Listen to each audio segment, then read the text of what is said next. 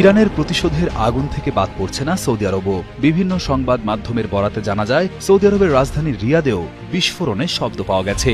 আন্তর্জাতিক বার্তা সংস্থা এএফপির বরাত দিয়ে আল জাজিরা এই তথ্য জানিয়েছে।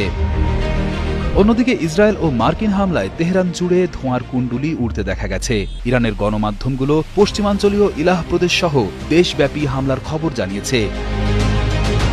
বোমা বর্ষণের তীব্রতায় বেশ কয়েকটি ভবন ধসে পড়েছে।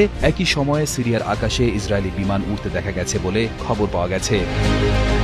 বার্তা সংস্থা রয়টার্স জানিয়েছে, ইরানের সর্বোচ্চ নেতা আলী খামেনিকে একটি নিরাপদ স্থানে সরিয়ে নেওয়া হয়েছে। আগের যুদ্ধে ইসরায়েলের গুপ্তচরেরা ইরানের বিভিন্ন স্থানে হামলা করেছে। এবার সেই সুযোগ বন্ধ করতে তেহরানের রাস্তায় এখন সামরিক বাহিনীর উপস্থিতি চোখে পড়েছে। বিভিন্ন মোড়ে মোড়ে নিরাপত্তা চেকপোস্ট বসানো হয়েছে।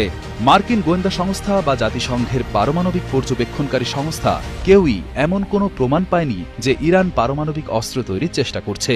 তারপরেও ইসরায়েল এবং ট্রাম্প প্রশাসনের অনেকেই এই দাবি প্রচার করে আসছে যে ইরান পারমাণবিক বোমা তৈরি করছে।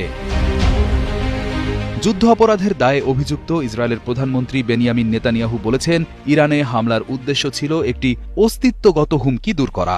নেতানিয়াহু পূর্বাভাস দিয়েছেন, ইসরায়েল এবং যুক্তরাষ্ট্রের যৌথ পদক্ষেপ সাহসী ইরানি জনগণের জন্য তাদের ভাগ্য নিজেদের হাতে তুলে নেওয়ার পরিস্থিতি তৈরি করবে। পাশাপাশি তিনি ট্রাম্পের ঐতিহাসিক নেতৃত্বের প্রশংসাও করেছেন।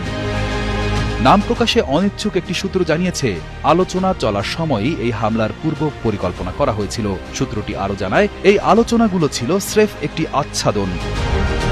গত শুক্রবার ওমানের পররাষ্ট্রমন্ত্রী জানান, চুক্তির ব্যাপারে গুরুত্বপূর্ণ অগ্রগতি হয়েছে, যা যুদ্ধের যে কোনো প্রচেষ্টাকে থামাতে পারত। কিন্তু এতদ সত্ত্বেও যুক্তরাষ্ট্র এবং ইসরায়েল ইরানে আগ্রাসন চালাতেই আগ্রহী।